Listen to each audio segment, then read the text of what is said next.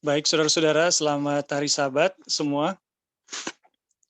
Kita bersyukur kepada Sahabat, Tuhan karena Tuhan sudah membimbing kita sepanjang 6 hari pekerjaan yang sudah lalu, dan kembali kita boleh berkumpul ya lewat Zoom untuk mempelajari akan firman Tuhan.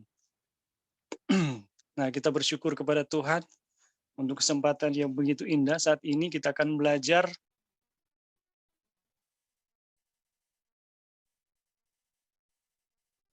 dalam buku Kerinduan chapter 15 mengenai di pesta eh, di pesta Kana ya. Nah, kemarin kita udah mempelajari tentang eh, bagaimana kuasa Tuhan ya, kuasa Yesus dinyatakan pada pesta pernikahan, bagaimana Yesus mampu mengubah air biasa ya, mengubah air biasa menjadi air anggur yang sangat segar, air anggur yang manis dengan kuasa yang begitu ajaib. Namun yang perlu kita ketahui bersama adalah ternyata kuasa yang Yesus nyatakan dalam melakukan mujizat ini adalah untuk meneguhkan iman dari ibunya dan kemudian iman dari murid-muridnya. Dan pelajaran lain dari apa yang Yesus buat, di mana kita belajar bahwa semua yang Yesus berikan ya, itu akan selalu dari hal-hal biasa akan menjadi yang luar biasa. Dan pemberian-pemberian Yesus itu ketika kita mempercayai Dia, Tuhan akan selalu berespon bahwa apa yang Dia berikan itu tidak hanya sampai di situ, tetapi pemberian Yesus kepada manusia selalu akan meningkat seperti Nathanael mempercayai Dia, di mana Yesus berkata, kalau kamu percaya, kamu akan melihat hal yang lebih besar lagi.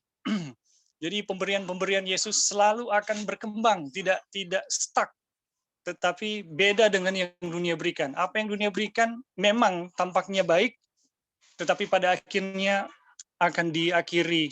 selalu akan diakhiri dengan kepahitan dan tidak bahagia. Jadi kira-kira itu poin-poin yang kita bisa ambil pada Sabat yang lalu, dan ini kita akan melanjutkan, dan seperti biasa saya akan membacakan beberapa paragraf, kemudian memberikan tanggapan, begitu juga nanti kita akan bergantian membaca dan memberi tanggapan untuk diskusi. Baik, saudara-saudara, saya akan mulai membacanya. Pada pesta pertama yang dihadirinya dengan murid-muridnya, Yesus memberikan kepada mereka cawan yang melambangkan pekerjaannya untuk keselamatan mereka. Pada jamuan makan yang terakhir, kembali cawan itu diberikannya. Dalam ia meresmikan upacara yang kudus itu, yang olehnya kematiannya akan diberitakan sampai ia datang. 1 Korintus 11 ayat 26. Maka duka cita murid itu waktu berpisah dari Tuhan mereka dihiburkan dengan janji tentang pertemuan kembali. Ketika ia berkata, mulai dari sekarang aku tidak akan minum lagi hasil pokok anggur ini sampai pada hari aku meminumnya, yaitu yang baru bersama-sama dengan kamu dalam kerajaan Bapakku. Matius 26 ayat 29. Boleh naik lagi?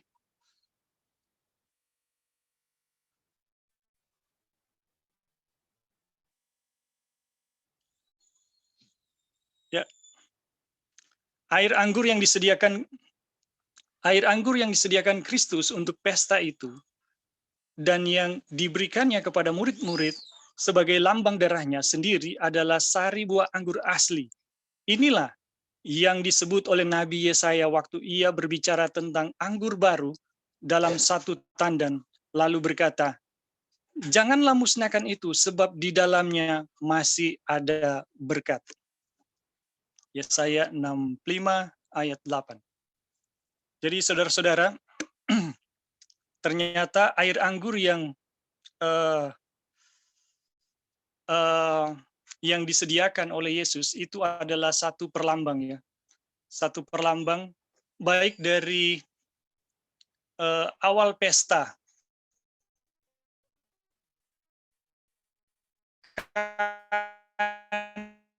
dan akhir pada perjamuan malam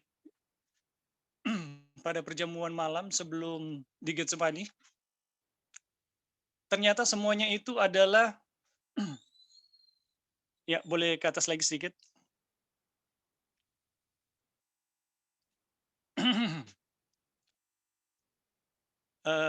Ke bawah, maksudnya ke bawah. Oke, ya.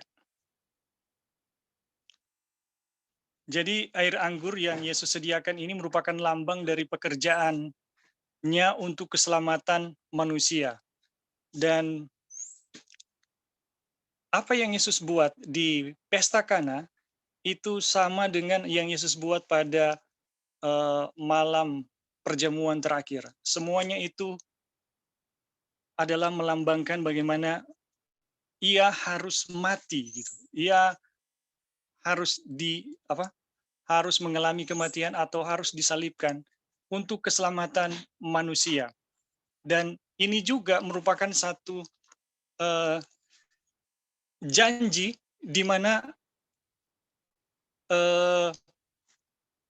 ketika murid-muridnya atau umat-umat meminum anggur ini, itu akan mengingat memberitakan kedatangannya sampai ia datang kembali. Kenapa? Karena di sini Yesus katakan, mulai dari sekarang aku tidak akan minum lagi hasil anggur ini sampai pada hari aku meminumnya, yaitu yang baru bersama-sama dengan kamu dalam kerajaan Bapakku. Jadi saudara-saudara, di sini kita bisa belajar bahwa anggur ini merupakan satu janji kalau kita meminumnya, ya, yang mengingatkan tentang kematiannya, kita nanti akan bersama-sama. Kalau kita memahami makna ya, makna dari anggur ini, kita akan nanti bersama-sama dengan Yesus dalam satu pesta, ya, pesta kemenangan dari umat-umat Tuhan yang bergumul di dunia ini,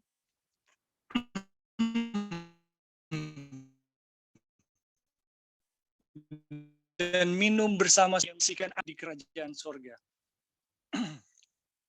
Oke, boleh naik lagi sedikit.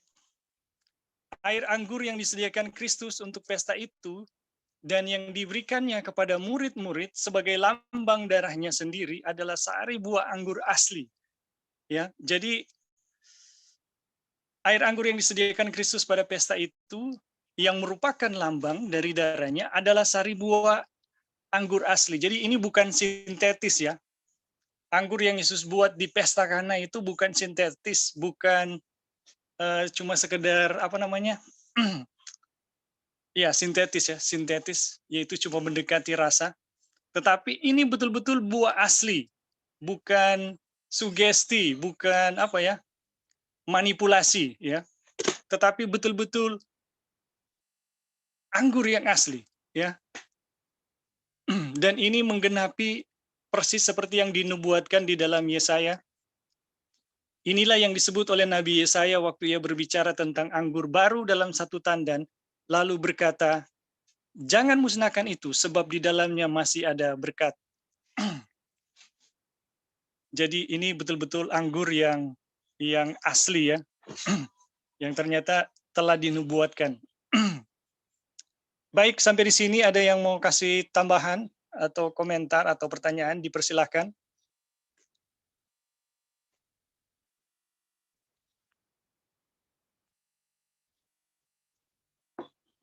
Iya. Kalau ada dipersilakan. Kalau belum, kita lanjut.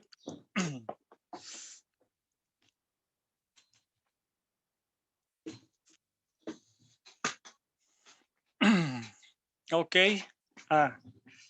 Ini saya minta kesediaan Saudara Erik, kalau bisa. Ya, Saudara Erik, kalau bisa. Ya. Ya, membacakan 2 paragraf dari kutipan ini, ya, 1 dan di bawahnya kemudian memberi tanggapan. Dari Kristus lah. Mulai Iya, dari situ. Kristus. Oke. Kristuslah yang dalam perjanjian lama memberikan amaran kepada bangsa Israel. Anggur adalah pencemooh, minuman keras adalah peribut. Tidaklah bijak orang yang terhuyung-huyung karenanya. Amsal 20 ayat 1. Dan ia sendiri tidak menyediakan minuman yang sedemikian. Setan menggoda manusia ke dalam pemanjaan diri yang akan mengaburkan pertimbangan serta menumpulkan pengertian rohani. Tetapi Kristus mengajar kita supaya menundukkan sifat-sifat hawa nafsu. Seluruh hidupnya menjadi suatu teladan dalam hal penyangkalan diri, supaya dapat menghancurkan kuasa selera. Ia menderita untuk kita ujian yang paling keras yang dapat ditanggung oleh manusia. Kristuslah yang memberikan petunjuk supaya Yohanes Pembaptis jangan meminum baik anggur maupun minuman keras. Ialah juga yang memerintahkan pertarakan seperti itu kepada istri Manoah. Maka ia mengucapkan laknat kepada orang yang menaruh botol minuman keras ke bibir sesamanya manusia. Kristus tidak membantah ajarannya sendiri. Air anggur yang tidak beragi yang disediakannya untuk para tamu pesta nikah itu adalah minuman yang sehat serta menyegarkan. Pengaruhnya haruslah menyesuaikan cita rasa dengan selera yang sehat. Lanjut? Ya, atau sampai di silakan. situ? Oke, baik ya. Di paragraf ini menjelaskan ya tentang bagaimana anggur yang diberikan oleh Tuhan Yesus di pernikahan pesta di Kana itu adalah anggur asli, kemudian itu adalah anggur yang asli ya, yang belum melalui proses fermentasi atau tidak beralkohol. Dan memang sepertinya di sini ada satu pelajaran yang diangkat oleh Mrs. White ya, mengenai dua jenis anggur ini ya. Yang pertama anggur yang telah melalui proses fermentasi atau yang telah beralkohol, dan yang menjadi lambang darah Kristus melalui anggur yang diberikan Tuhan di pesta di pernikahan di Kana itu. Dan memang di sini kita jelas ya bahwa firman Tuhan menyatakan anggur yang telah terfermentasi itu atau yang beralkohol itu tidak baik. Tidak baik bagi kesehatan, khususnya kalau anggur yang telah beralkohol itu, alkohol itu kan sifatnya memabukkan. Nah memang firman Tuhan sini jelas menyatakan bahwa orang yang mabuk, yang miring-miring karena mabuk, itu tidak bijaksana. Dan memang demikian ya. Ada pengalaman sedikit mengenai mabuk ini. Jadi memang ketika orang berada dalam keadaan seperti itu, dulu waktu di Mesir, waktu di Babel pernah bergelut atau pernah bisa dikatakan telah berada di dalam keadaan memang kecanduan ya. Dan memang ketika minum alkohol, minuman yang beralkohol itu hilang pertimbangan. Mau bilang bijaksana, ya tidak mungkin orang yang dalam keadaan itu bijaksana. Ketika berada di dalam keadaan hilang pertimbangan, apa saja bisa dilakukan. Dosa yang berhubungan dengan kejahatan ya, yang berhubungan dengan dosa. Jadi memang di sini benar-benar peringatan yang keras ya, yang tegas dari Tuhan bahwa umat Tuhan jangan mengkonsumsi atau minum minuman beralkohol atau anggur yang beralkohol. Ada beberapa contoh di sini yang diangkat ya oleh Nyonya White. Salah satunya adalah seorang Simpson yang diasingkan untuk menjadi seorang pesuruh Allah atau nasir Allah. Memang dia telah dikhususkan untuk tidak menyentuh anggur yang beralkohol. Dan juga dijelaskan di sini menjelaskan tentang bagaimana prinsip pertarakannya, mengendalikan selera dari hawa nafsu kebinatangan, hawa nafsu kedagingan. Salah satunya adalah dengan tidak menyentuh atau mengkonsumsi anggur yang sifatnya telah beralkohol. Jadi ini sangat jelas ya, sangat jelas bagi orang sebagai umat Tuhan untuk kita menghidupkan satu kehidupan, pola kehidupan yang sehat. Salah satunya adalah tidak menyentuh anggur yang telah beralkohol. Tapi di satu sisi dikatakan di sini bahwa ketika Tuhan memberikan anggur di Kana itu adalah anggur yang baik, anggur yang sari, buah anggur yang bermanfaat, sangat bermanfaat untuk kesehatan. Nah, itu juga menjelaskan bagaimana kebaikan Tuhan ya, yang Tuhan berikan melalui kehidupannya yang telah Dia berikan, dan itu telah menjadi satu cita rasa yang menyegarkan, cita rasa yang menyehatkan, dan juga cita rasa yang menyelamatkan. Ketika orang mengambil manfaat dari anggur Kristus yang Dia berikan. Khususnya itu adalah simbol darahnya yang telah tercurah di kayu salib.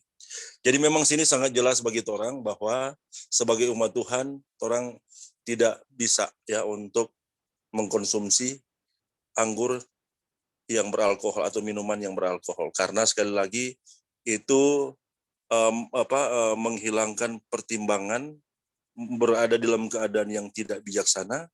Dan memang pertahanan yang pertama yang harus dijaga untuk orang tidak terbabit atau tidak melakukan hal yang berhubungan dengan dosa dan kejahatan.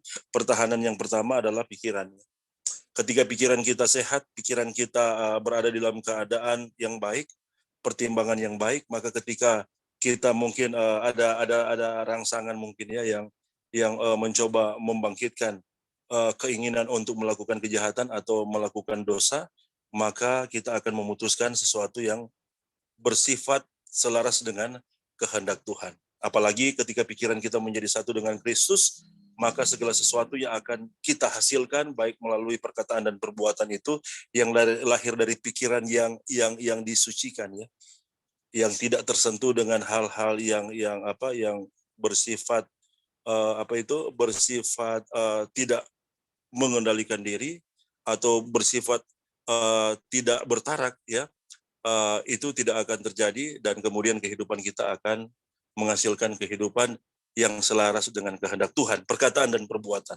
Karena pikiran kita berada dalam keadaan di mana rencana Tuhan yang pertama bahwa Tuhan merindukan kita boleh memiliki pikiran yang sedemikian rupa sehingga Dia boleh bertakhta di sana, dan pada akhirnya Dia boleh mengerjakan segala kehendaknya yang akan dinyatakan melalui apa yang kita lakukan, apa yang kita katakan. Oke, mungkin itu yang bisa dijelaskan melalui bacaan ini. Terima kasih. Terima kasih, Saudara. Jadi saudara-saudara, kita bisa lihat di sini ya bahwa Yesus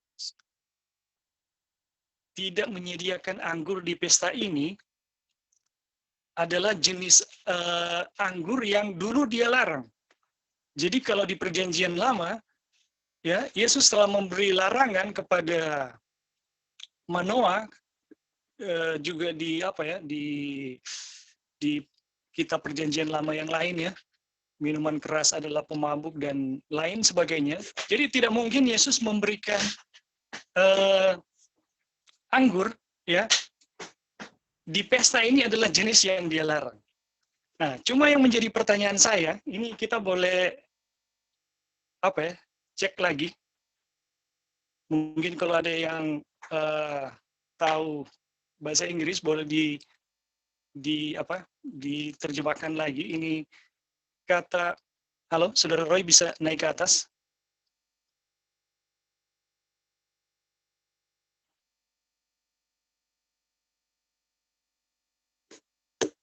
Ya, ini air anggur yang tidak beragi. Nah, kita fokus di sini, air anggur yang tidak beragi.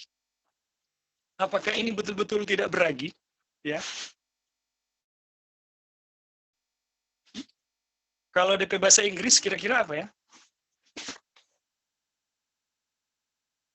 Itu unfermented, anggur yang tidak difermentasikan.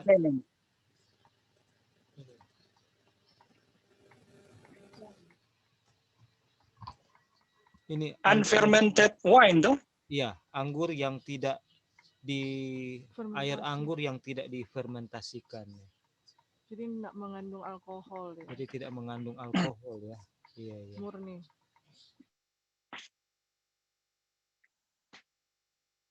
Nah, ini kita mau apa ya?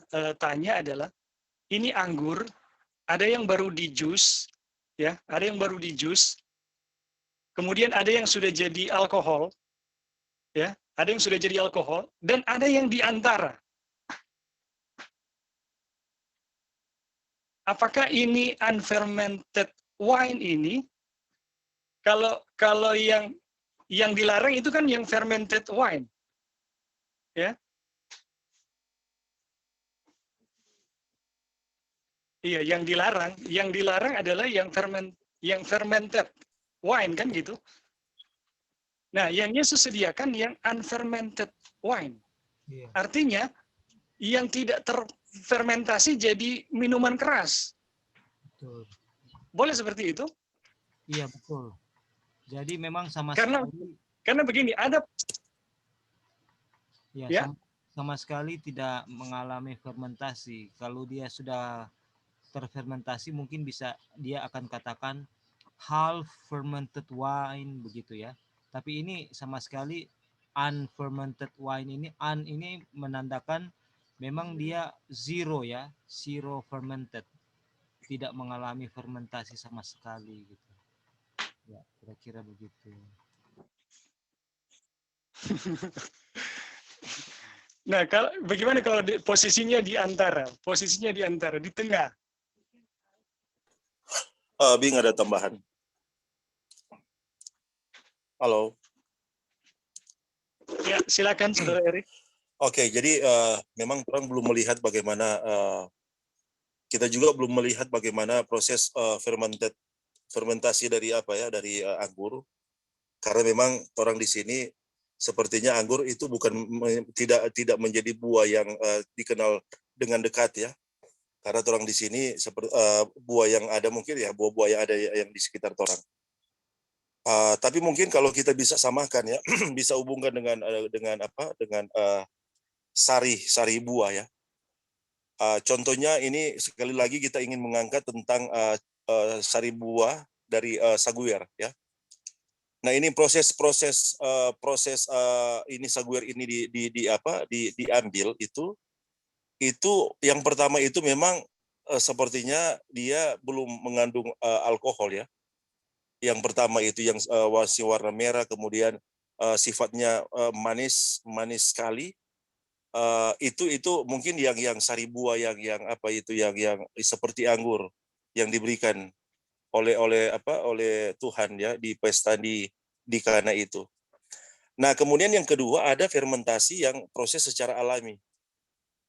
Nah, proses fermentasi secara alami itu kan itu terjadi kalau misalnya saguer itu dia telah 1 sampai 2 hari ya, atau bahkan 3 hari, proses fermentasi alaminya telah terjadi ya. Bakteri-bakteri ada di sana telah produksi alkohol dan asam yang begitu banyak, sehingga rasa dari saguir itu telah berubah dari manis telah menjadi ke asam-asaman seperti itu.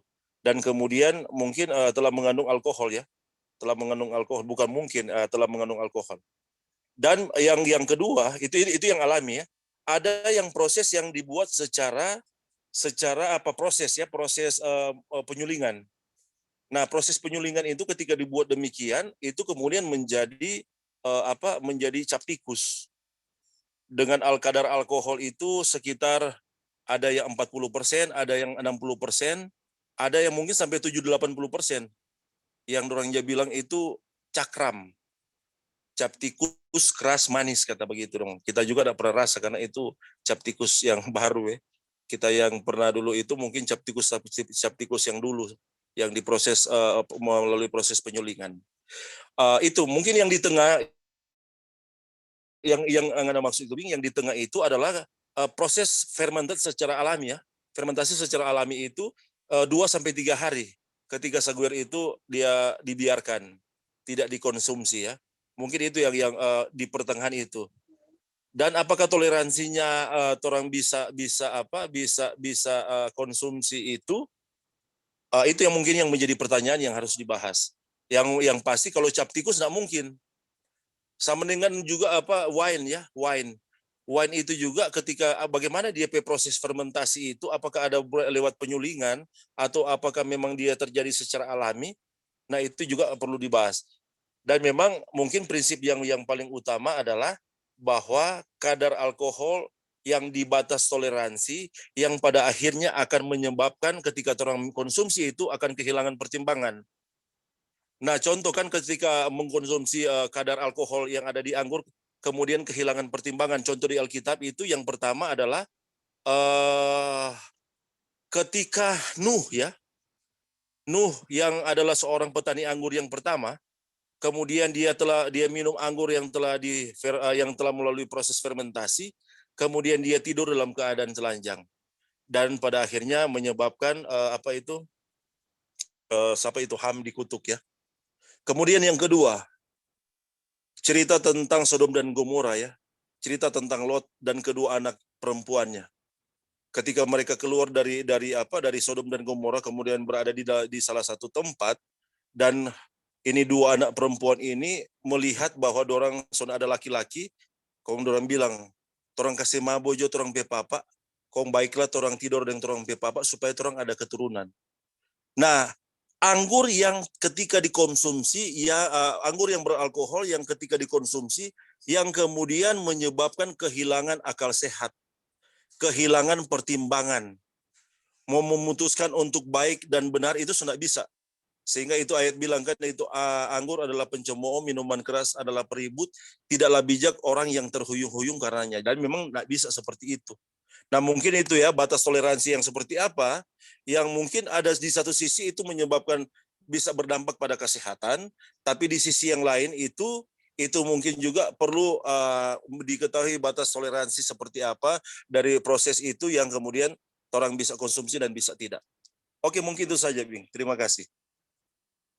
Oke. Jadi terima kasih Saudara Erik. Jadi yang saya mengerti ini kita lebih spesifik ya ke proses fermentasi. Proses fermentasi itu ketika dia terjadi fermentasi itu tidak langsung ada bakteri alkohol.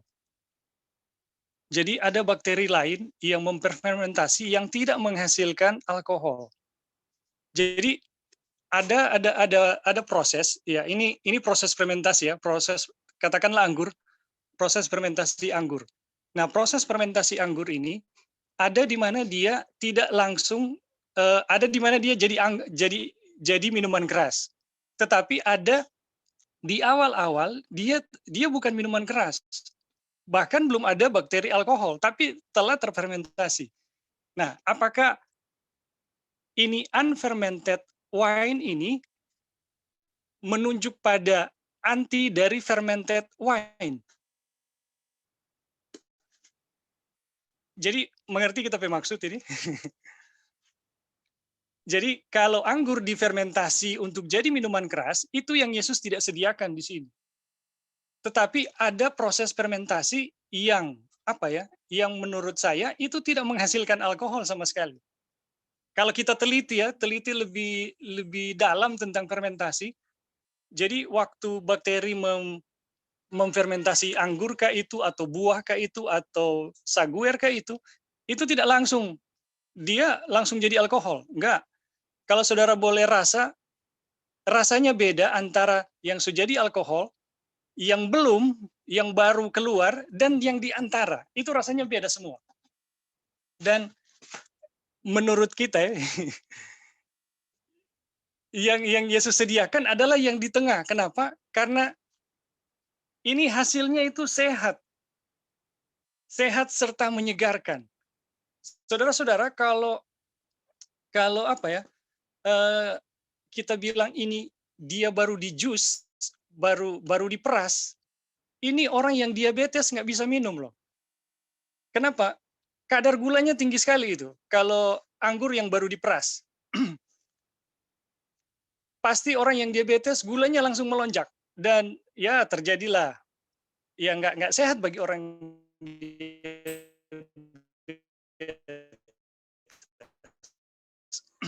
sedikit terjadi fermentasi, diubah menjadi asam laktat yang justru sangat baik untuk penderita diabetes. Bahkan bakteri yang memfermentasi untuk asam laktat itu baik sekali untuk pencernaan dan kondisi gula darah dari penderita diabetes.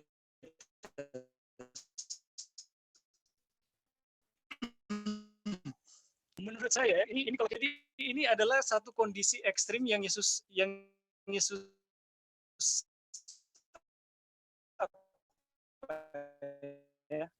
oleh Yesus, yang minuman keras, ya, dan ada yang unfermented wine, ini adalah tidak memfermentasi untuk minuman keras. Karena begini saudara-saudara, yang kita juga perlu tekankan adalah selain yang tadi, kita bisa buat fermentasi tanpa menghasilkan alkohol. Jadi saudara-saudara, kalau kita bisa ambil bakteri yang pertama yang memfermentasi anggur ini, kita ambil ya, kemudian kita pindahkan, dia tidak akan menghasilkan alkohol. Jadi dia cuma menghasilkan asam organik yang sangat sehat untuk tubuh. Dan kita bisa buktikan kepada saudara-saudara bahwa anggur kita bisa buat terfermentasi tapi tidak jadi alkohol, tidak memabukkan. Kita udah buktikan kepada ada 2 pendeta di sini atau 3 pendeta. Kita buat satu fermentasi. Jadi ini fermentasi yang tidak bikin dorang mabuk. Jadi dorang pikir kalau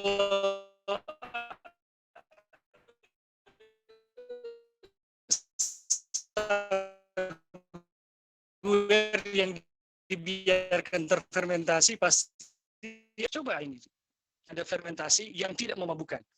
Jadi jenis bakteri yang kita taruh di saguer itu jenis bakteri yang khusus menghasilkan asam laktat yang sangat baik untuk asam organik yang sangat baik untuk tubuh. Jadi ketika kita fermentasi dengan ini jenis bakteri ini, yang terjadi adalah ini sudah ditunggu-tunggu ini. Yang seharusnya dia jadi alkohol tidak jadi alkohol.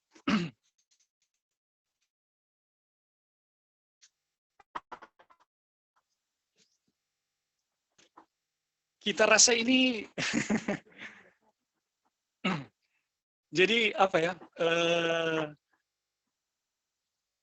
ini mesti dimengerti baik-baik ya saudara-saudara. Atau ada pendapat lain, dipersilakan. Oke, Bing. Selamat sahabat Ya.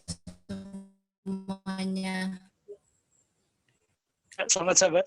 Ya, yang penting silakan, ini adalah pelajaran bagaimana Tuhan Yesus memberikan satu pelajaran tentang anggur, bahwa anggur dari Tuhan Yesus itu tidak memabukkan, yang artinya gelap dan terang tidak bisa disatukan. Manusia terdiri dari 2 unsur, fisik dan rohani. Sekarang kita ambil ke rohani. Nah, ini yang terpenting adalah rohani. Tentang doktrin. Di sini menyatakan bahwa tidak ada sedikit pun doktrin-doktrin yang bisa dicampur adukan. Doktrin yang di luar dari Tuhan Yesus. Mau bagaimanapun juga tidak bisa. 0% tadi Roy bilang, 0%. Jadi ambil dari rohaninya bahwa di mana Daniel saja sendiri mengatakan dia berketetapan tidak menajiskan dirinya dengan santapan raja seperti yang di atas, di mana tentang pelajaran penyangkalan diri, ya, sifat-sifat hawa nafsu. Ini adalah yang terpenting pelajaran yang kita ambil. Dan firman Tuhan itu murni, anggur itu murni. 0%. Itu yang tidak bisa dicampur adukan dengan doktrin-doktrin kekafiran. Terima kasih. Ya, kita Tuhan Yesus memberkati. Kita percaya kita nggak bisa campur ya. Cuma yang kita mau tanya di sini kan begini.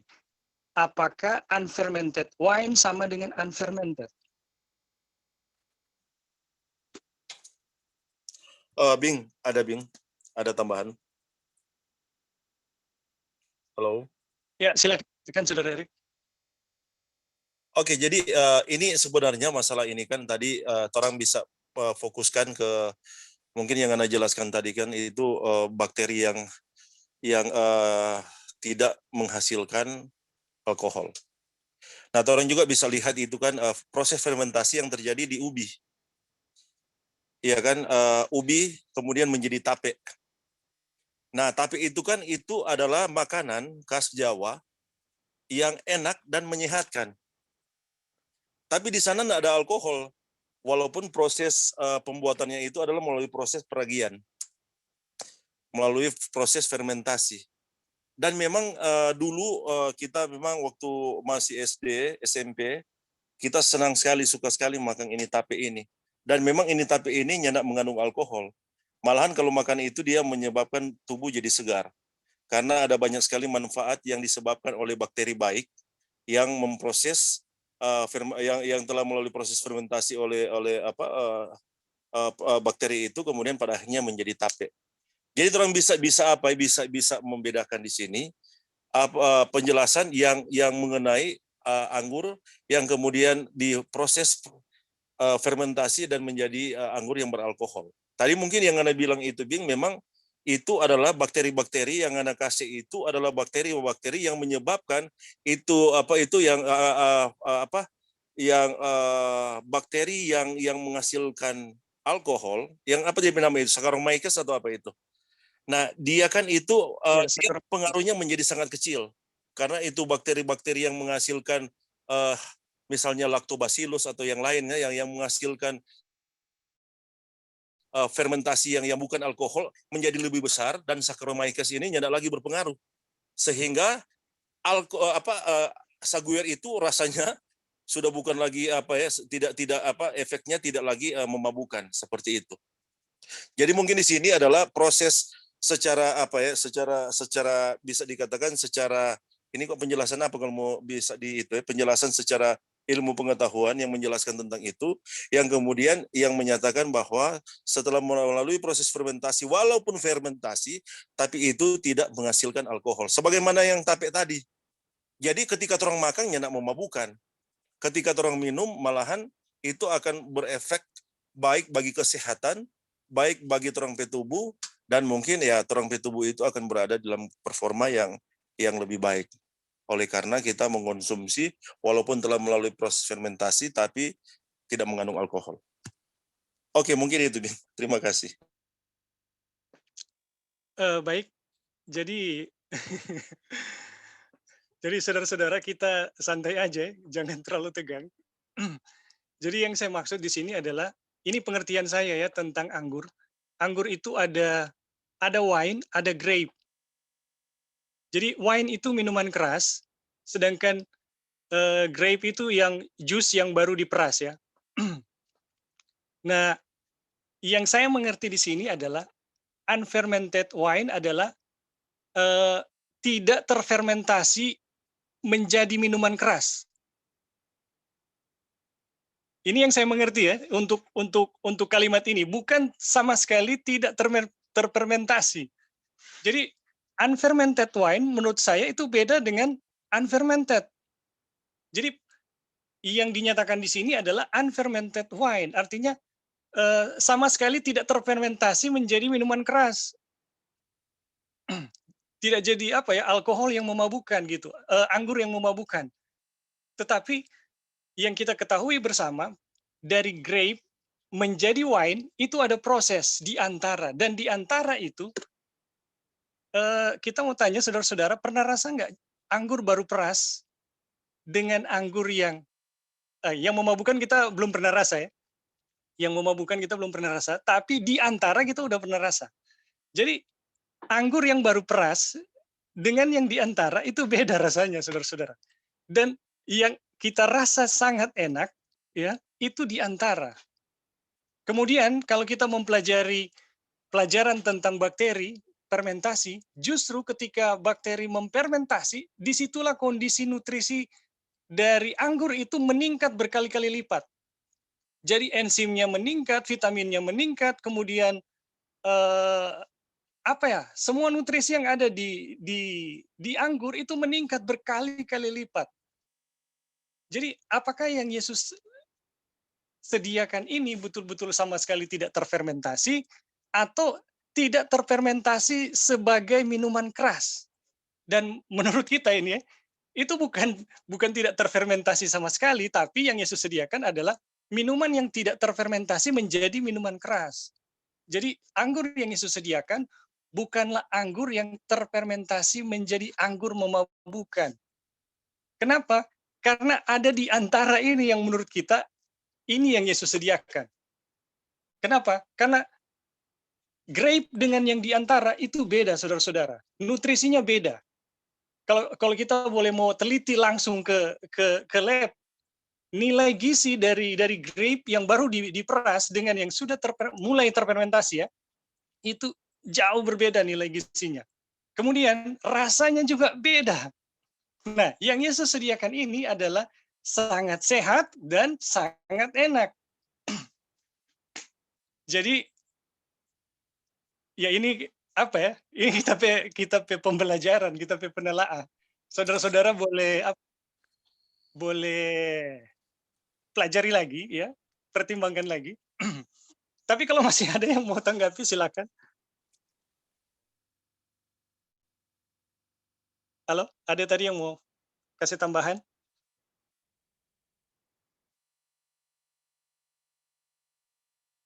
Halo. Ya. Yang Ebing tadi ceritakan, saya rasa make sense gitu ya. Karena kalau misalnya cuman hanya anggur yang baru diperas, anggur biasa, pasti kan mereka orang-orang itu komplain. Pasti dia bilang, "Oh, ini buah anggur biasa, bukannya wine." Gitu kan. Nah, kan yang mereka harapkan adalah wine kan. Berarti yang wine tidak beralkohol gitu. Itu yang karena mereka kan maunya wine, bukannya anggur Wine biasa gitu. Wine yang beralkohol, Anti Arli. Iya. Jadi ini unfermented wine kan. Itu yang dibilangnya. Tapi kalau anggur biasa kan pasti mereka komplain. Nah, ini cuma anggur biasa, bukannya anggur yang mereka harapkan gitu. Jadi make sense juga yang Ebing ceritakan itu. Maksudnya jadi anggur yang belum beralkohol, tapi dia termasuk wine. Maksudnya wine tapi yang belum beralkohol gitu. dia terfermentasi tapi belum wine. Jadi wine Belum itu wine. fermentasi yang mengalami alkohol. Tapi tidak semua fermentasi beralkohol. Jadi Iya, seperti iya. itu Antiarwi. Iya, tapi kalau Dan misalnya jus biasa, dari pasti kan pengalaman, mereka bilang gitu kan. oh iya. Nah, kemudian saudara-saudara, ada kata-kata dari juru minum itu, dia mengatakan begini ya. Jadi dari pengawas apa namanya itu, pemimpin ya, pemimpin pesta, dia mengatakan, kamu pesta yang biasa menyediakan anggur yang baik dulu baru kurang baik, tapi kamu menyediakan anggur yang baik selalu. Saudara-saudara, kalau kita melihat ya, kita melihat proses penghilangan anggur dengan pesta, durasinya ya. Jadi ini petugas ini sudah punya referensi waktu dia mengecap anggur yang Yesus berikan, dia rasa, ini anggur ini sangat enak gitu, sangat enak. Dan nilai sangat enaknya, dia udah punya referensi dari anggur baik yang biasa disediakan di pesta. Sekalipun yang Yesus sediakan lebih baik ya, sekalipun.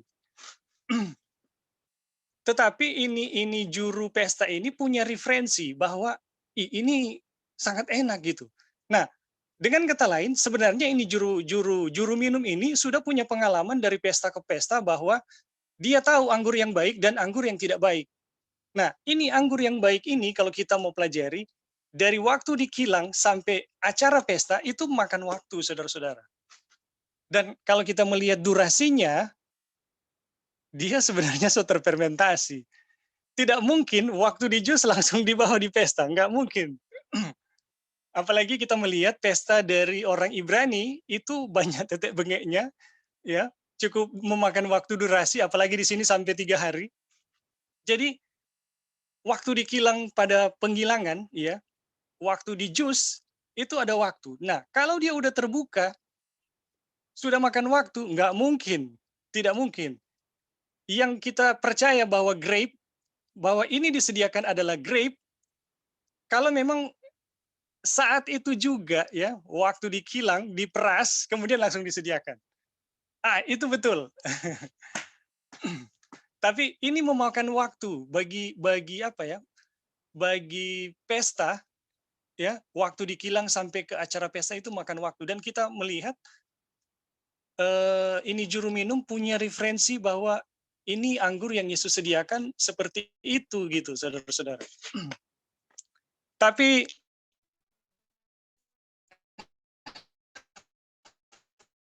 sekali lagi kita untuk belajar, dan saya rasa ada beda unfermented wine dengan unfermented. Jadi pengertian itu jadi beda. Jadi apa yang Yesus sediakan bukanlah sama sekali tidak terfermentasi, tetapi yang Yesus sediakan yang tidak terfermentasi sebagai anggur minuman keras.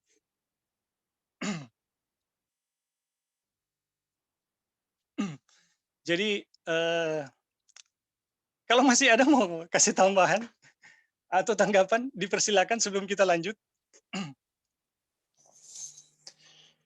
Mungkin Bing, halo Bing. Ya. Oke, Saudara Erik, silakan. Jadi ini prinsipnya di sini ada ya. Di sini prinsipnya adalah anggur itu prinsipnya adalah menyegarkan dan menyehatkan. Yang pertama dia menyegarkan, dan yang kedua dia menyehatkan, tidak memabukkan. Jadi kalau anggur itu yang walaupun dia telah terfermentasi dengan bakteri-bakteri yang baik yang bukan menghasilkan alkohol ya. Jadi kemudian dia menghasilkan anggur yang menyegarkan dan menyehatkan, bukan memabukkan. Mungkin itu, Bing. Oke, terima kasih. Oke, baik. Kalau masih ada, dipersilakan sebelum kita lanjut.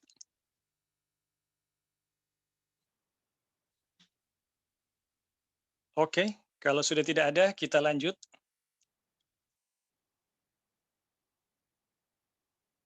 Ya, Ya, kita minta Saudara Roy. Ya, Saudara Roy untuk paragraf selanjutnya. 2 paragraf selanjutnya. Oke. Perhatian himpunan itu kini dialihkan kepada murid-murid itu. Untuk pertama kali mereka mendapat kesempatan untuk mengakui iman mereka kepada Yesus. Mereka menceritakan apa yang telah mereka lihat dan dengar di Yordan. Lalu timbullah di dalam hati banyak orang harapan bahwa Tuhan telah membangkitkan seorang pelepas bagi umatnya. Kabar tentang mujizat itu pun tersiarlah ke segenap daerah itu serta disampaikan ke Yerusalem. Dengan perhatian yang baru, imam-imam dan tua-tua menyelidiki segala nubuatan yang menunjuk kepada kedatangan Kristus.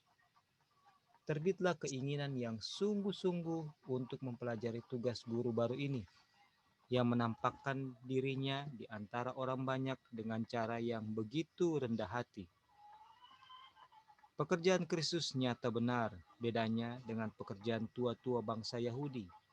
Penghormatan mereka terhadap segala tradisi dan upacara-upacara resmi telah memusnahkan semua kemerdekaan pikiran atau perbuatan yang sungguh. Mereka selamanya hidup dalam ketakutan akan kenajisan. Untuk menghindarkan sentuhan dengan yang najis, mereka mengasingkan diri bukan saja dari orang-orang kafir, tetapi juga dari kebanyakan bangsa mereka sendiri, dengan tidak berusaha untuk datangkan keuntungan kepada mereka ataupun untuk menarik persahabatannya. Dengan selalu merenungkan hal-hal ini, mereka telah mengerdilkan pikiran serta mempersempit lingkungan hidup mereka. Teladan yang mereka berikan itu menganjurkan sifat mementingkan diri serta ketidaksabaran di antara segenap lapisan masyarakat. Oke. Sampai di Ya. situ. Ya, silakan di. Ya, Kasih. jadi di sini dengan kejadian mujizat di Kana ini, maka kita ketahui bahwa sudah mulai ada desas-desus atau ada informasi mengenai kehadiran daripada Mesias ya, Mesias yang dinanti-nantikan. Dan demikian juga murid-murid ya, di situ mereka mengakui iman mereka kepada Yesus. Jadi murid-murid di sini mengaku bahwa mereka percaya, memiliki satu iman atau kepercayaan bahwa Yesus adalah Mesias ya. Dan kemudian mereka membagikan pengalaman iman mereka kepada orang-orang akan apa yang mereka sudah lihat di Yordan. Karena di Yordan waktu Yesus dibaptiskan, ada beberapa yang melihat burung merpati turun dari langit dan pernyataan daripada Bapa ya, walaupun tidak semua pada saat Yesus dibaptiskan. Dan ini juga sebenarnya adalah suatu hal yang membuat mereka menambah informasi kepada mereka bahwa orang ini adalah Mesias ya. Orang ini adalah Mesias. Dan akhirnya kita di sini dinyatakan kabar ini mulai tersebar ke berbagai penjuru dan mulai disampaikan ke Yerusalem. Nah, waktu imam-imam dan tua-tua mendengar berita ini, mereka mulai menyelidiki segala nubuatan yang menunjuk kepada kedatangan Mesias. Menarik sekali, kita ingat cerita mengenai kelahiran Yesus dan bagaimana orang gembala di padang waktu mereka mendapatkan informasi, mereka melihat bintang dan mereka mendapatkan informasi dari malaikat bahwa Mesias telah lahir dan mereka pergi untuk menyembah dia. Dan informasi itu sebenarnya sudah tersiar ke Yerusalem juga. Tetapi kita sudah lewat ya pembacaannya. Tetapi ketika kejadian ini terjadi, imam-imam ini menyatakan ini suatu informasi yang tidak penting, yang kurang penting ya. Kemudian informasi yang kedua ini kita mundur ya dari kejadian ini. Informasi yang kedua, pada saat orang-orang Majus datang, mereka dengan pakaian yang menyolok melalui Yerusalem, baru mereka pergi ke Bethlehem. Nah, waktu mereka di Yerusalem ini, mereka sudah apa? Menarik perhatian bagi imam-imam, Farisi, dan pemimpin-pemimpin ya. Nah, di situ roh nubuat menyatakan bahwa sementara orang kafir membuka pintu bagi kedatangan Mesias, justru imam-imam dan guru-guru ini sementara apa? Menutup pintu. Kenapa? Karena justru mereka lah yang menghalang-halangi ketertarikan orang untuk datang kepada Mesias. Dan pada saat mujizat ini terjadi, beberapa puluh tahun kemudian, atau beberapa puluh tahun kemudian, mereka kembali lagi apa? Mulai apa? Menyelidiki nubuatan. Sementara murid-murid juga sebagian sedang menantikan Yerusalem karena mereka menyelidiki bahwa akhir daripada 70 minggu itu sudah apa? Sudah sampai, sudah tiba di zaman mereka. Sudah saatnya untuk Mesias itu apa? Lahir ya. Karena pertengahan dari akhir 70 minggu itulah di situ Mesias akan disingkirkan dan mundur lagi 3,5 dari situ juga mundur lagi dari situ akan ada apa? Mulai menyatakan Mesias akan muncul ya. Nah, jadi ini sebenarnya suatu keadaan di mana Yesus mulai untuk membesar, dan kita nanti akan lihat bagaimana mulai Yohanes juga nanti pelan-pelan akan mulai mengecil ya. Dia harus memberi jalan kepada Yesus karena dia hanya sebagai pembuka jalan. Nah, kemudian kita akan lihat bahwa ketika orang-orang akan melihat kepada Mesias, kepada Yesus mulai menampakkan diri, nanti kita akan lihat, dan mulai mengakui iman, percaya kepadanya dia sebagai Mesias, kita akan dapati justru orang-orang terpelajar inilah justru yang akan menolak dia ya, menolak Mesias. Nah, ini hanya sesuatu yang akan kita bawa terus. Pemikiran ini adalah sesuatu yang akan kita bawa terus dari chapter ke chapter mengenai bagaimana Yesus memulai dia punya pekerjaan, dan bagaimana orang-orang terpelajar yang seharusnya sudah bersiap-siap menantikan dia. Seharusnya kan di Yerusalem waktu bayi Yesus lahir, malaikat surga yang diutus itu kan akan kembali dengan berita yang sangat menggembirakan karena umat Tuhan itu sudah menantikan dia. Tetapi justru dia sudah pergi ke sekolah rabi-rabi, jalan-jalan Yerusalem, ke Ka'bah, tidak ada satupun yang menantikan kelahirannya. Dan dia sudah mau kembali ke ini di kerinduan di kemenangan akhir kan. Dia sudah mau kembali dengan berita yang menyedihkan ini, tapi pas dia lihat di padang gembala-gembala sedang melihat ke langit dan sedang membicarakan mengenai kedatangan Mesias, ini jadi kabar yang menjadi kabar sukacita bagi surga, karena ada gembala di padang yang mana tidak masuk hitungan sebenarnya sebagai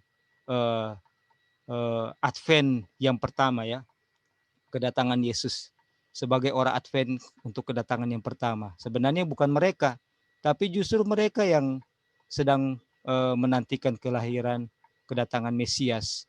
Dan kita tahu ceritanya bahwa di padang itu jadi apa? Beribu-ribu malaikat hadir dengan sukacita, seakan-akan tidak cukup kalau cuma satu malaikat yang membawa kabar yang gembira ini, sukacita ke surga. Itu. Jadi ini ada sedikit penekanan kepada peristiwa kelahiran Yesus dan penerimaan oleh umat-umat Tuhan ya, yang Advent untuk kedatangan Yesus yang pertama. Terima kasih. Oke. Baik, terima kasih Saudara Roy untuk penekanannya bahwa memang waktu Yesus lahir ya itu banyak yang tidak perhatian gitu kepada kedatangan Yesus. Ini pun nanti ketika Yesus buat mujizat ya, Yesus buat mujizat, mereka terperangah gitu, karena ada air biasa bisa jadi air anggur yang sangat sangat enak dan sehat, tidak memabukkan ya.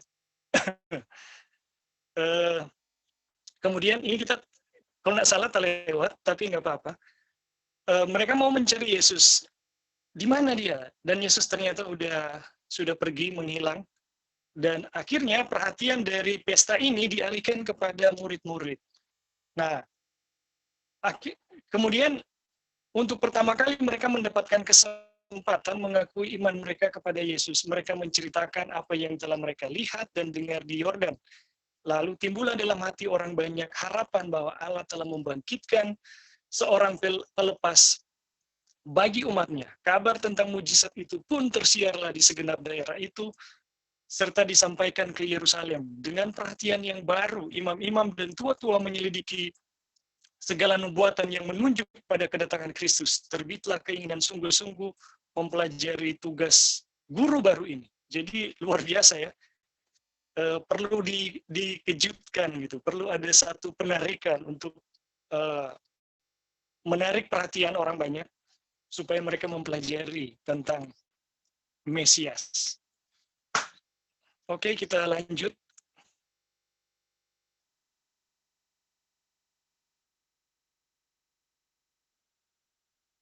Oh ya, sebelum lanjut, ada yang mau tambahkan tadi dari Saudara Roy? Dipersilakan kalau ada yang mau kasih tambahan, komentar.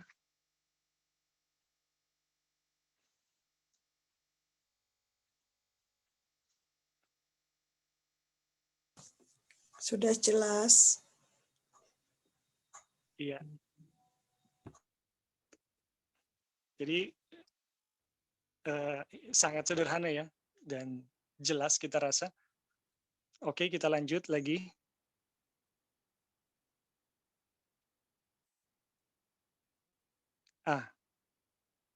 Ini mungkin boleh Anti Erli bisa baca,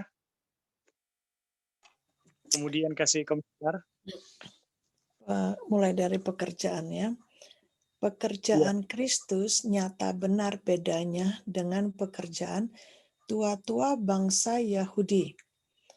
Penghormatan mereka terhadap segala tradisi dan upacara-upacara resmi telah memusnahkan semua kemerdekaan pikiran atau perbuatan yang sungguh. Mereka selamanya hidup dalam ketakutan akan kenajisan untuk menghindarkan sentuhan dengan yang najis. Mereka mengasingkan diri, bukan saja dari orang-orang kafir, tetapi juga dari kebanyakan bangsa mereka sendiri, dengan tidak berusaha untuk mendatangkan keuntungan kepada mereka ataupun untuk menarik persahabatannya. Dengan selalu merenungkan hal-hal ini, mereka telah mengerdilkan pikiran serta mempersempit lingkungan hidup mereka.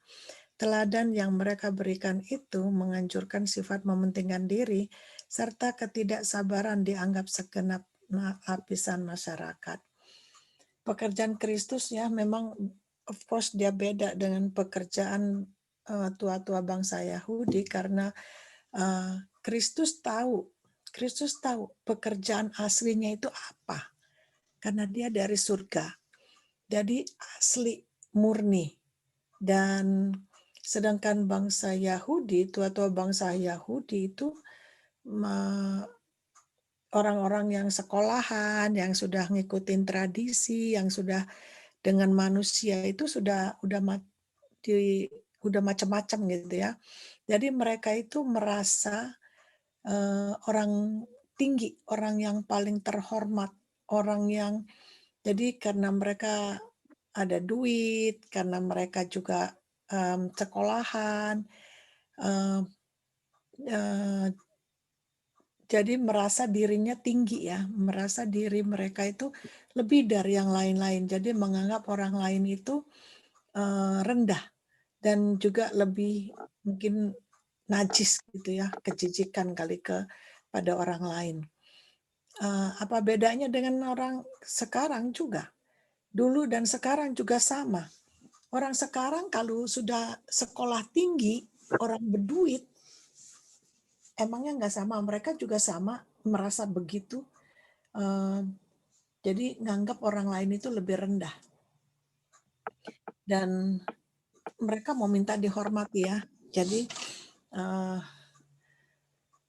terus mengenai mereka juga ngikutin tradisi-tradisi, upacara-upacara resmi, dan sampai akhirnya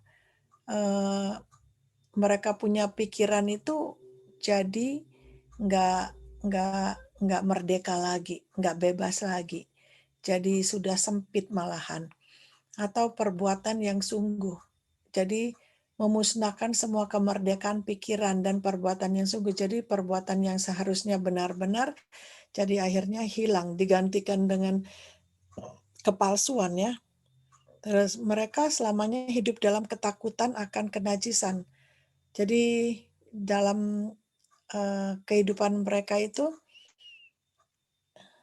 aduh takut kotor ini, takut itu, padahal semuanya salah, udah lain dengan yang seharusnya.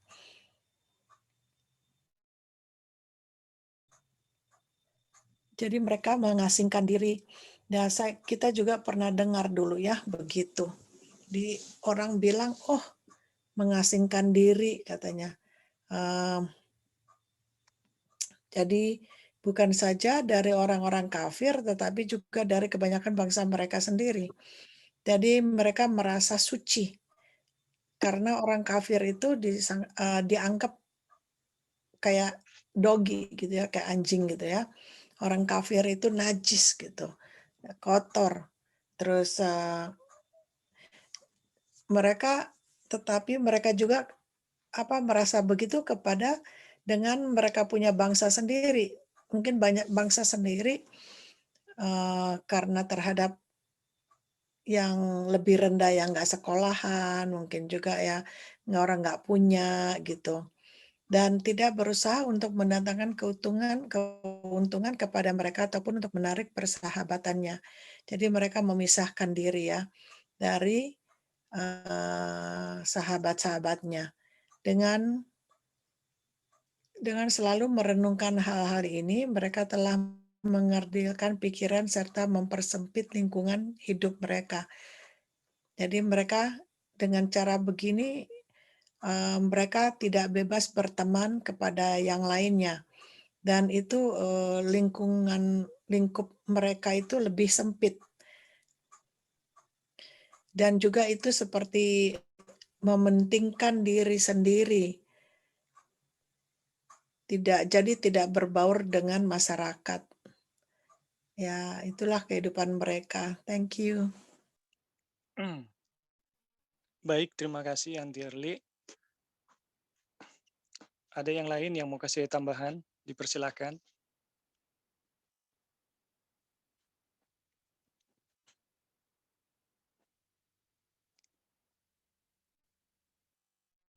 Jadi saudara-saudara, di sini pekerjaan Yesus nyata ya, nyata benar bedanya dengan para tua-tua bangsa Yahudi. penghormatan terhadap segala tradisi dan upacara-upacara resmi telah memusnahkan semua kemerdekaan pikiran atau perbuatan yang sungguh-sungguh. Mereka selama hidupnya dalam ketakutan akan kenajisan. Jadi ini tua-tua Yahudi ya, saudara-saudara. Karena penghormatan yang begitu luar biasa terhadap tradisi dan upacara, itu memusnahkan kemerdekaan pikiran atau perbuatan yang sungguh-sungguh. Jadi ada satu hal yang karena penghormatan, kita rasa ini adalah sesuatu yang salah ya. Sehingga apa yang seharusnya terjadi kepada manusia, yaitu kemerdekaan pikiran dan perbuatan yang sungguh-sungguh, itu tidak terjadi. Kemudian mereka selamanya hidup dalam ketakutan akan kenajisan. Jadi kita bisa bilang mereka ini orang-orang yang menganggap diri mereka suci ya, seperti yang tadi Anti Erli sudah sampaikan. Dan kemudian mereka takut untuk bersentuhan dengan yang najis gitu, yang mereka anggap yang najis. Mereka mengasingkan diri bukan saja dari orang kafir, tetapi juga kebanyakan bangsa mereka sendiri. Wah, luar biasa ini. Jadi bukan cuma orang kafir yang mereka anggap najis, tetapi kebanyakan juga bangsa mereka sendiri mereka anggap najis gitu. Dengan tidak berusaha untuk mendatangkan keuntungan kepada mereka ataupun untuk menarik persahabatannya. Waduh, ini betul-betul mementingkan diri ya. Dengan selalu merenungkan hal ini, mereka telah mengerdilkan pikiran serta mempersempit lingkungan hidup mereka. Jadi, pekerjaan Kristus beda dengan pekerjaan tua-tua bangsa Yahudi. Kalau tua-tua Yahudi, ya, kehidupan mereka menjadi terisolasi, pikiran mereka jadi sempit, ya, jadi kerdil, tidak berkembang. Kemudian, ya, lingkungan hidup mereka itu terisolasi. Teladan yang mereka berikan itu menganjurkan sifat mementingkan diri serta ketidaksabaran di antara segenap lapisan masyarakat. Jadi ini teladan yang buruk ya. Teladan yang buruk. Tetapi yang luar biasa, mereka itu begitu menghormati yang namanya upacara ya dan segala tradisi. Jadi tradisi itu dijaga gitu. Jadi kita bisa lihat mereka ini orang-orang yang tekun ya, orang-orang yang sungguh-sungguh bisa dibilang. Tapi terhadap tradisi dan upacara-upacara resmi. Dan ternyata ini memusnahkan kemerdekaan pikiran mereka, ya, mengerdilkan dan wah, tidak menjadi teladan yang tidak baik. Oke, sampai di sini kalau masih ada mau menambahkan, dipersilakan sebelum kita lanjut. Halo Ebi. Ya. Jadi kalau kita lihat ini yang orang lagi baca ini, sebenarnya waktu kita baca ini kayak kita baca kita punya kehidupan in the past, di masa lampau gitu.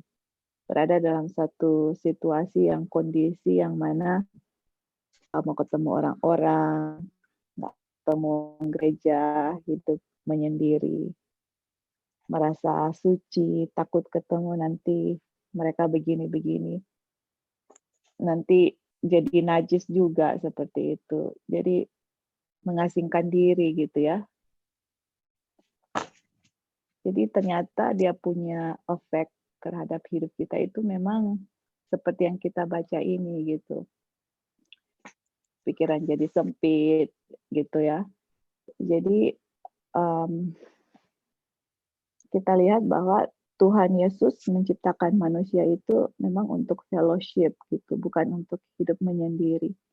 Dan Yesus datang ke dunia ini, dia menunjukkan teladan bahwa dia itu manusia yang bersosial gitu, tidak menyendiri. Jadi bangsa Yahudi, apalagi pemimpin-pemimpin, kita tahu bahwa mereka, Ellen White bilang di buku Kerinduan Segala Zaman juga, tapi kita lupa chapter berapa, mereka seperti membangun tembok yang tinggi gitu.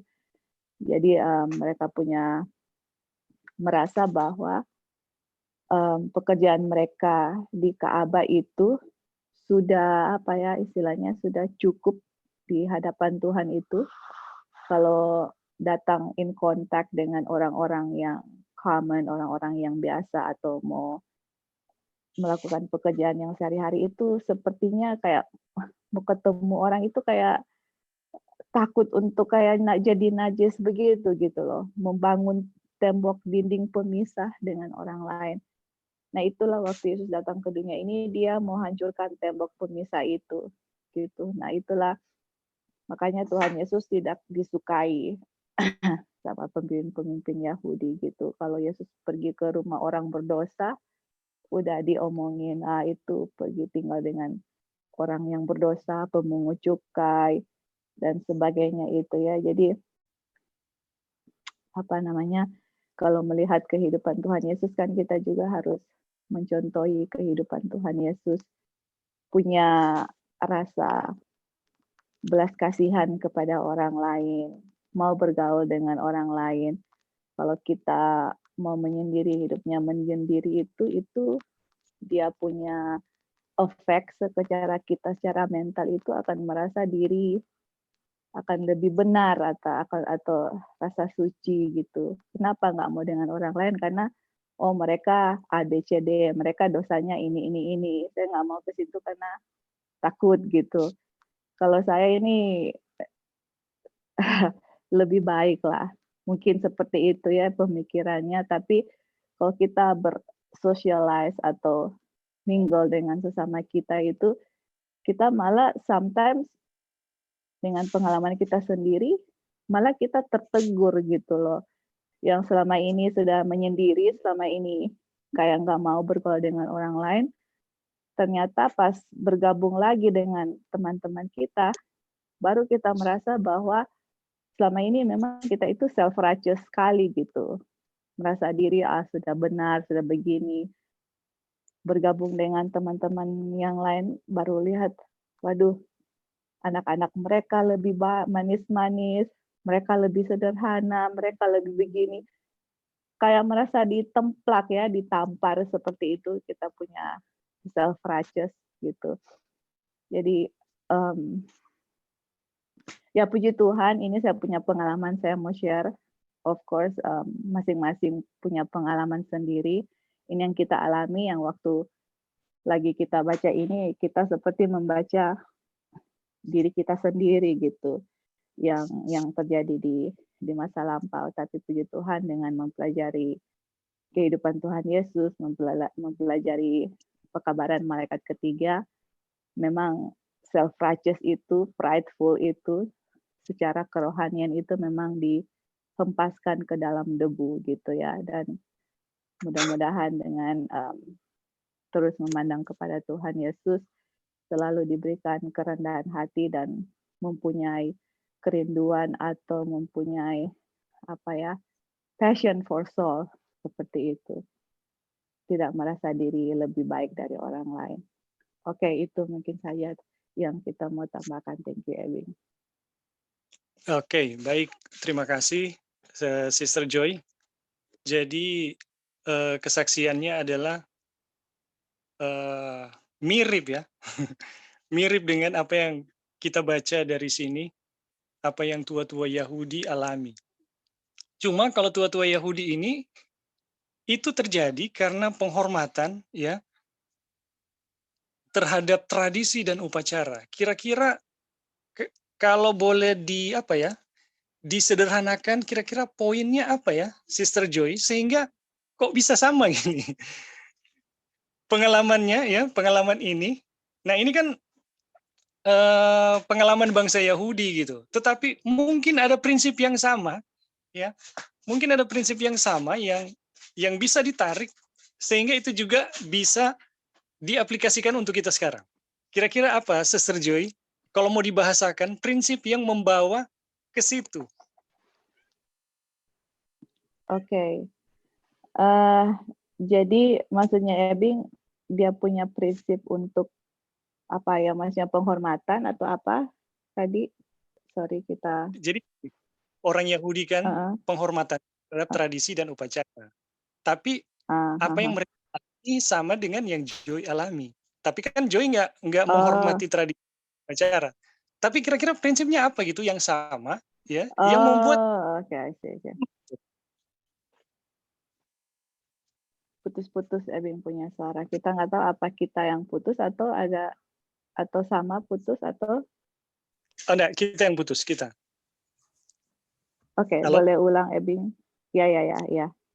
Jadi orang Yahudi kan karena menghormati tradisi dan upacara, sehingga mereka mengisolasi diri, menganggap orang lain najis, kemudian pikiran mereka jadi kerdil dan tidak merdeka dan sebagainya. Dan ternyata waktu ini Joy melihat, ini pengalaman Joy. Tapi kan Joy tidak menghormati seperti mereka. Kalau mau dibahasakan dalam bahasa yang sederhana, prinsipnya apa yang sama? Iya, that's right. Iya, jadi yang sama itu adalah proses pengasingan diri, proses memisahkan diri.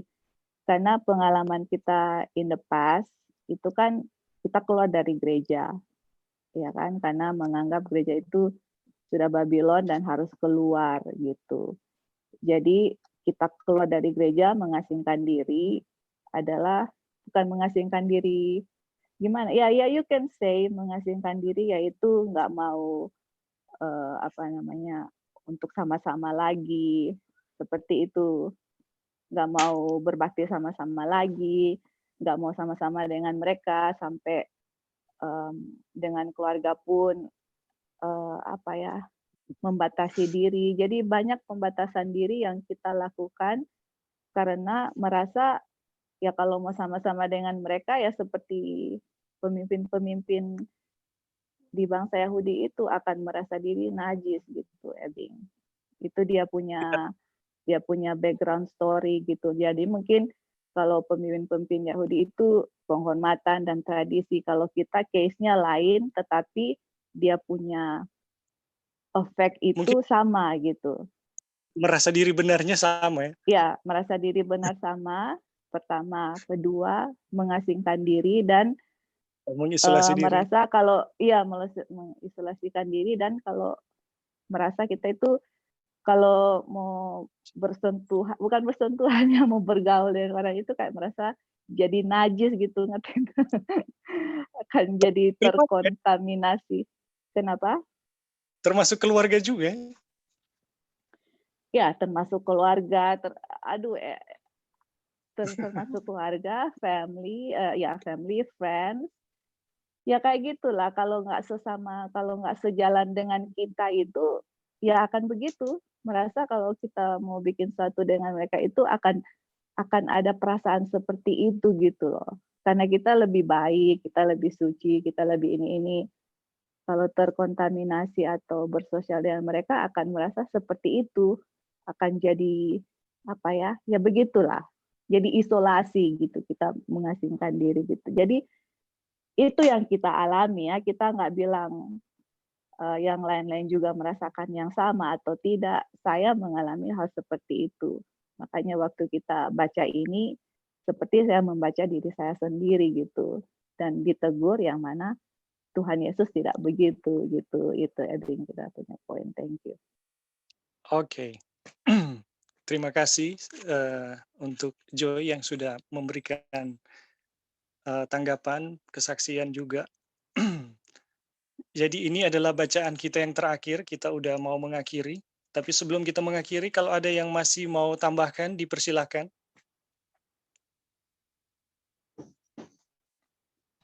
Iya bro, kita mau menambahkan. Jadi prinsip yang didapat dari orang-orang pemimpin kan dan imam-imam itu adalah mereka kehilangan pandangan akan Mesias dan tidak mengenal Mesias lagi. Jadi ketika mereka menjalankan acara-acara ritual, ini yang dikatakan nubuat ya, bukan saya yang katakan. Ketika mereka menjalankan ritual-ritual waktu upacara ada domba yang tersembelih dan semua, mereka kehilangan pandangan bahwa domba ini adalah Mesias yang akan mati tanpa dosa seperti domba ini, dan dia tidak punya cacat celah, dan dia akan mati bagi mereka, bagi saya. Nah, pandangan ini, makna ini yang mereka sudah kehilangan. Mereka sudah kehilangan sehingga heritage yang Tuhan berikan pada mereka itu yang kita boleh katakan itu eksklusif sebagai akan menjadikan sebagai bangsa yang besar, imamat yang rajani, kebun anggur Bapa, itu kehilangan maknanya karena mereka kehilangan pandangan kepada Mesias. Ini roh nubuat yang katakan di kerinduan skala zaman. Jadi hasilnya adalah ketika murid-murid nanti sudah beberapa tahun berjalan dengan Yesus, memiliki prinsip yang sama yang mereka pegang. Dan pada saat Yesus menyatakan secara tegas bahwa pekerjaannya adalah untuk membangun kerajaan dalam hati, kerajaan sederhana, kerajaan surga di dalam hati manusia, pas mereka tahu itu, banyak sekali murid-murid yang bukan murid-murid rasul ya, murid-murid yang sudah ikut dengan dia, tinggalkan dia. Dan rasul-rasul pun semuanya di situ mengalami ujian yang teramat sangat berat. Sehingga sebelum mereka mengalami itu, Yesus harus mendoakan mereka terlebih dahulu supaya mereka dikasih privilege untuk melihat dia di dalam kemuliaannya. Waktu dia berbicara dengan Musa dan Elia, beberapa murid diizinkan untuk melihat. Itu sebagai modal mereka supaya pada saat Yesus nyatakan dengan tegas bahwa kerajaannya tidak seperti yang kamu sedang imani, dan kamu imani ini atas apa yang diajarkan oleh para pemimpin, dan kamu imani itu, dan itu semua yang sedang dipegang oleh rata-rata oleh orang-orang Yahudi saat itu. Yesus harus minta pada Bapa, dan Bapa akhirnya izinkan mereka beberapa murid untuk melihat kemuliaan Yesus, supaya mereka punya keteguhan waktu mereka menyadari kenyataan bahwa bukan itu rancangan tugas dari Mesias. Nah, di situ roh nubuat menulis bahwa di Krisis in Galilee, di buku Kerinduan Skala Zaman chapter itu, roh nubuat menulis murid-murid terpaksa harus mengakui bahwa Israel sudah tidak mengenal Mesias mereka. Nah, jadi yang menjadi permasalahan bagi kita adalah bagaimana kalau kita kehilangan pandangan terhadap Mesias. Ketika kita kehilangan pandangan terhadap Mesias, maka rutinitas itulah yang akan kita sembah. Kita akan menyembah rutinitas itu. Jadi pemimpin-pemimpin ini mereka menyembah liturgi-liturgi atau upacara-upacara atau apa yang mereka jalankan, itulah yang mereka tinggikan. Dan salah satu tugas Yesus adalah untuk menghancurkan ini. Contohnya dia berbuat baik pada hari Sabat, ya, dia berbuat mujizat pada hari Sabat dan lain-lain sebagainya. Itu adalah untuk menyatakan bahwa semua motif yang kita lakukan itu adalah atas dasar pengenalan kepada Mesias. Jadi kalau salah satu mungkin yang kita mau jawab adalah kenapa kehilangan mereka bisa seperti itu adalah karena kehilangan pandangan pada Mesias, sehingga tidak mengenal Mesias lagi. Dan ketika Mesias itu sedang berhadap-hadapan dengan mereka apa? Tidak mengenal. Dan inilah yang akan menjadi pekabaran bagi kita, dan yang harus kita kabarkan kepada saudara-saudara kita, bahwa righteousness by faith, itulah obatnya. Yang mana akan menunjukkan bahwa kita harus mengenal Mesias, mengenai juru selamat secara pribadi. Karena kehilangan pandangan kepada juru selamat yang terjadi di zaman Mrs. White, dan ketika sedang menurut hukum Sabat dan lain-lain yang kita para pionir kita itu di zaman pekabaran E.T. Jones itu harus turun, tapi mereka sebenarnya kehilangan pandangan pada juru selamat. Ini sejarah sedang terulang, sehingga akhirnya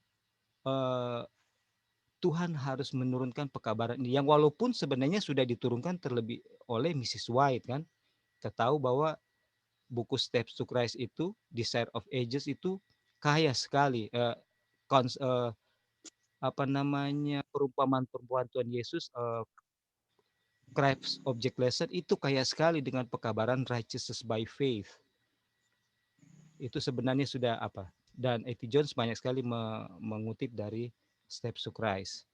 Nah akhirnya turunlah ini. Nah pada saat ini turun pekabaran ini, yaitu tidak dikenal seperti Yesus yang lahir, yang datang, dan umat Tuhan sudah tidak mengenal juru selamatnya, sama seperti yang sudah sedang terulang. Jadi yang sebenarnya penekanan yang tadi mau saya nyatakan adalah bahwa apa kita mengenal Mesias atau mengenal Yesus atau tidak.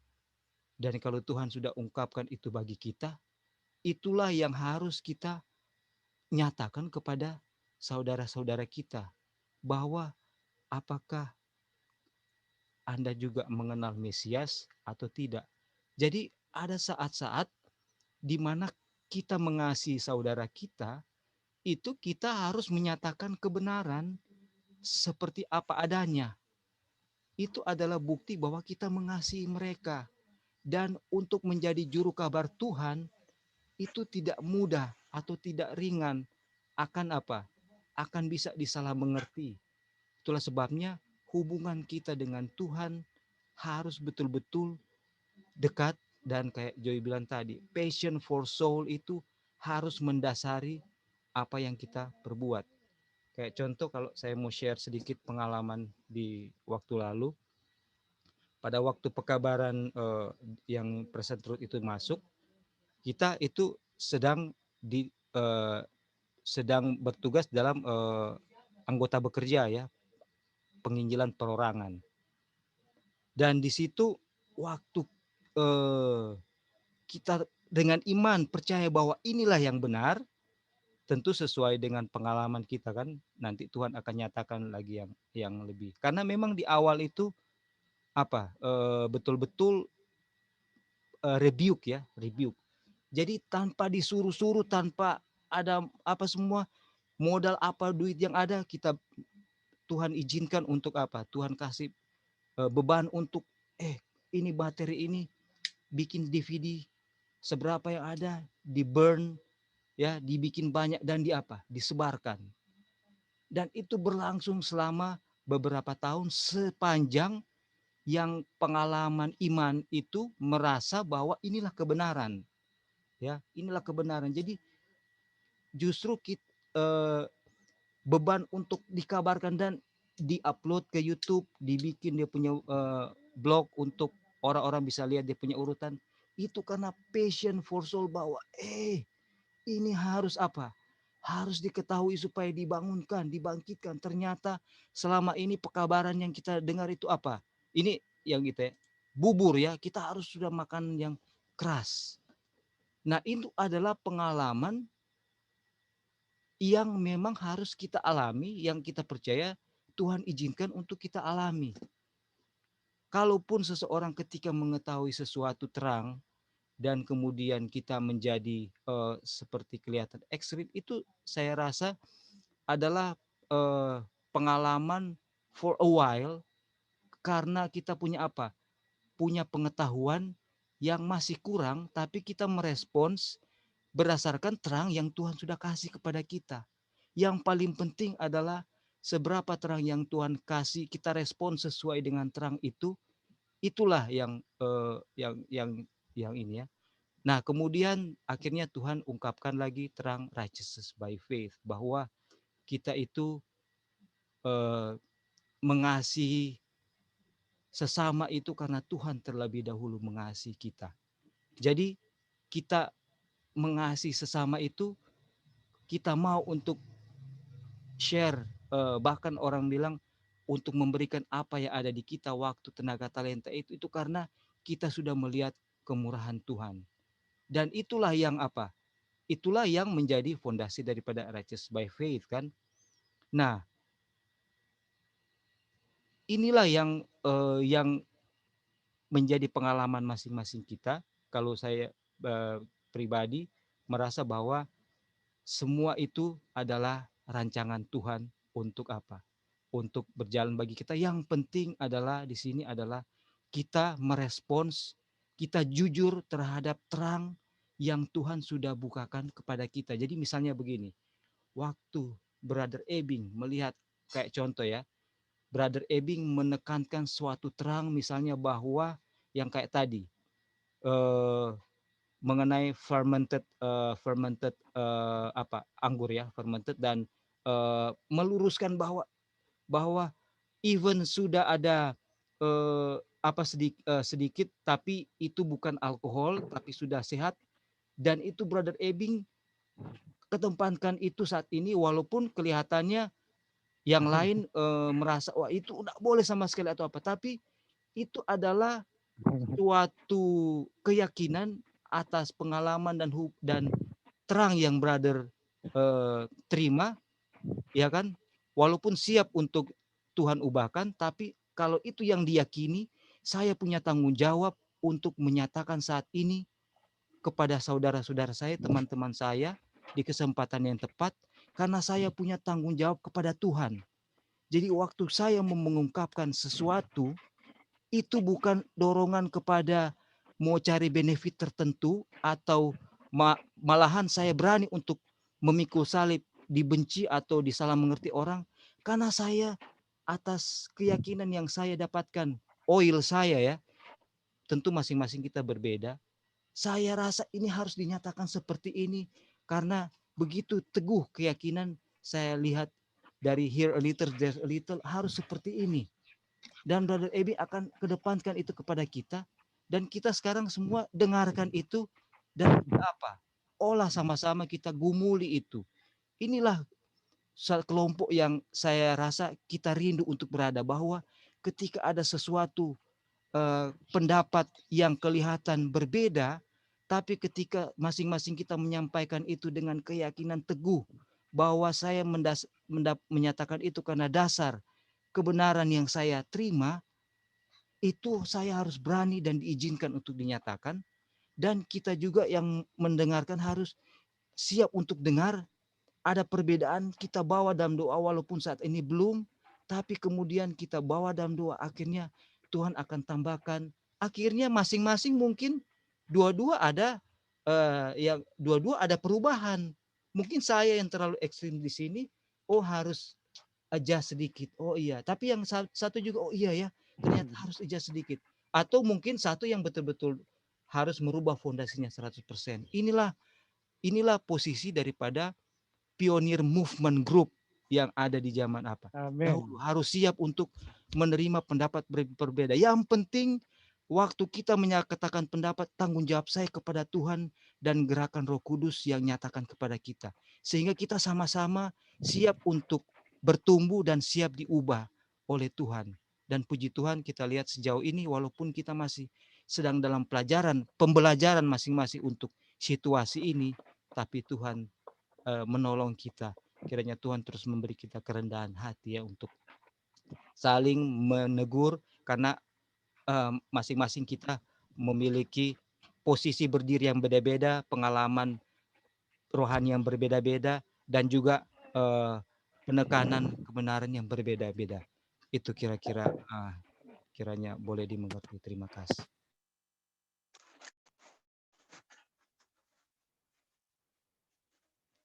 Halo.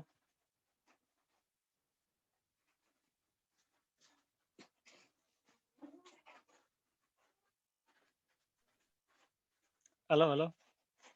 Ya, bisa dengar Ebing. Iya, terima kasih Saudara Roy untuk tambahannya.